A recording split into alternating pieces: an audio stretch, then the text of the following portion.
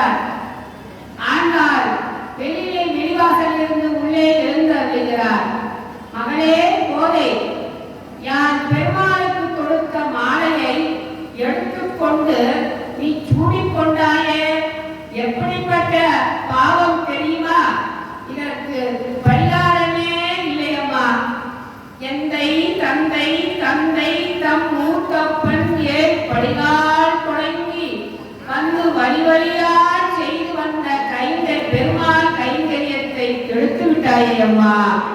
அம்மா மகளே கோதை, என்னம்மா செய்ய போகிறேன்? நாளை ஸ்ரீயப்பதியான எம்பெருமான் பாண்டுரங்கநாதன் திருமுகத்தில் எப்படி விழிப்பேன்? கைகட்டி கைங்கரியம் எப்படி செய்வேன் என்று புலம்புகிறார் பெரிய ஆழ்வார்.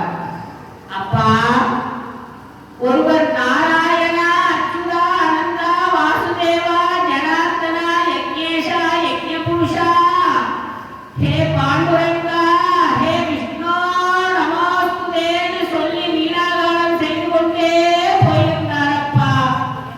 அவரை நான் பார்த்து ரசித்துக் கொண்டே இருந்தேனே. யாரப்பா அவர்? முதலில் அவர் யார் என்று எனக்கு பதில் சொல்லுங்கள். நீங்கள் கேட்டதற்கு நான் பதில் சொல்கிறேன். அவர்தானப்பா நாரதர். அவர் எம்பெருமான் ஸ்ரீமன் நாராயணனை சேவிப்பதற்காக மேலுலகம் கீழுலகமாக சுற்றி திரிபவர். அப்படிப்பட்ட நாரதரின் தரிசனமே உமக்கு கிடைத்து விட்டது. எமது பூர்ண நல்லாசிகள்.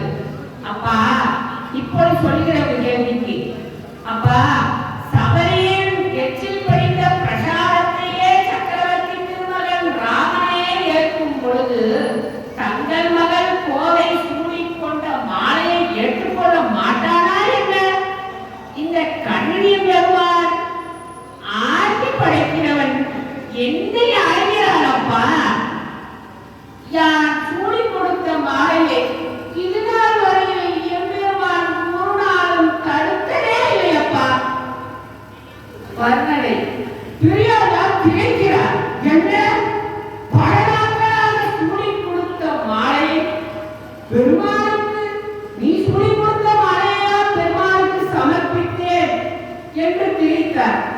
தன் கையில் இருந்த புதிய பூச்சரத்தை பெருமாளுக்கு சமர்ப்பிக்கிறார்.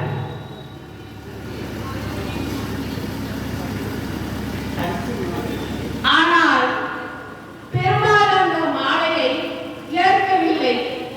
புலம்புகிறார் ஆழ்வார்.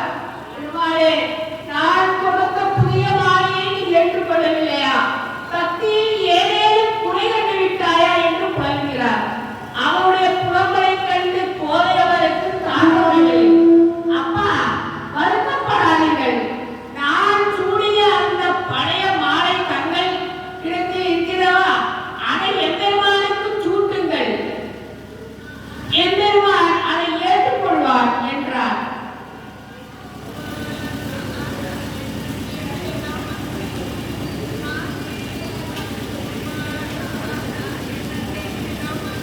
பெரியாழ்வார் கையிலிருந்த மாலையை கோதைமகள் வாங்கி அதை சமர்ப்பித்தார். பெரியாழ்வார் பெருமாள் அதை ஏற்றுக்கொண்டார். ஆண்டாள் பாசுரம் காரணமாயி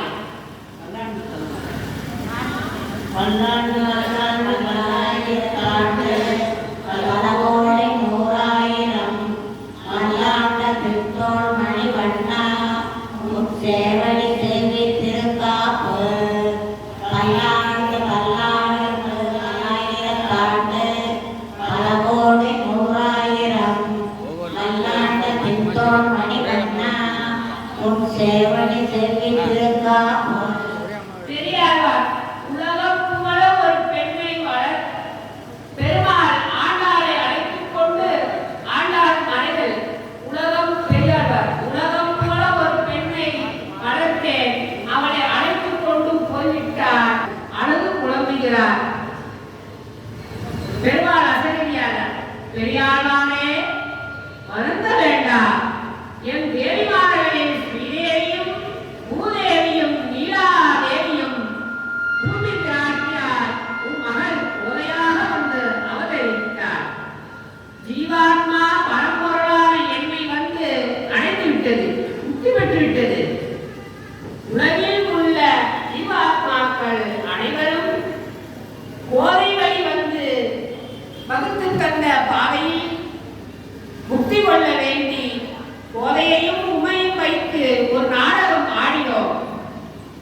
எப்பொழுதெல்லாம் உன் மகளை நீ பார்க்க நினைக்கிறாயோ அப்பொழுதெல்லாம் பார்க்கலாம்.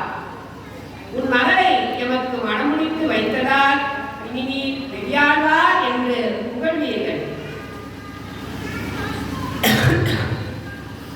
பெரியாழ்வார் மகளே கோதை, தன் மகள் கோதையை தேடுகிறார் ஆழ்வார். மகளே கோதை, அப்பா ஆழ்வார் திருவடிகளே சரணம் என்று ஆசீர்வாதமாக அவருடைய திருவடியிலே விழுந்தார் ஆழ்வார்.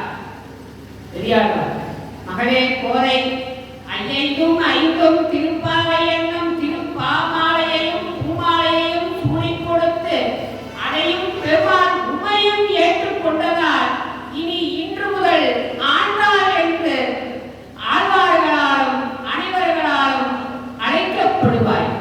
பெருமாள் அணியும் மாலையை நீ அணிந்து தவறு செய்தது போல் ஜீவாத்மாக்கள் பல தவறுகள் செய்வார்கள். தவறு செய்யாதவர்கள் யார்? யார்தான் இருக்கிறார்கள்? பெருமாள் அடியார்களுக்காக செய்யாத தவறுகளா? ஒன்றா இரண்டா? இப்படி தவறுகளில் இருந்து பெருமாள் பார்வையை தடுத்தாற் கொண்டு ஒவ்வொரு ஆன்மாவையும் பரமபதத்திற்கு அவனை ஏற்றுக்கொள்ளும்படி அனுகிரகம் செய்வார் என் மகளே கோதை என்று அழைத்தார். அதற்கு ஆண்டாள், அப்பா கண்கள் சித்தம் கோதையின் பாக்கியம். நான்காவது ஆண்டாள் அருளே திருப்பாவை. போதுமே போதுமினோ நேரிடையே வீழ்மருமாய் பாடி செல்வத் திருமீர்காள் ஊரே கொடுத்தொழிலன் நந்த கோபன் குமரன் ஏராந்த கண்ணே யசோதை இளம் சிங்கம் கார்மேனி சென்றன் அதிமதிலம் போல் முகத்தான் நாராயணனே நமக்கே பணி தருவான் பாரோர் புகழ கடிதேரோ எம்மாவாய் மாற்றணி திங்கள் அறிநிறைந்த நன்னாளாம் போதுமினோ நேரிடையே சீர்மல்குமாய் பாடி செல்வத் சிறுமீர்காள் ஊர்வே கொடுத்தொழிலன் நந்த கோபன் குமரன் ஏராந்த கண்ணி யசோதை இளம் சிங்கம்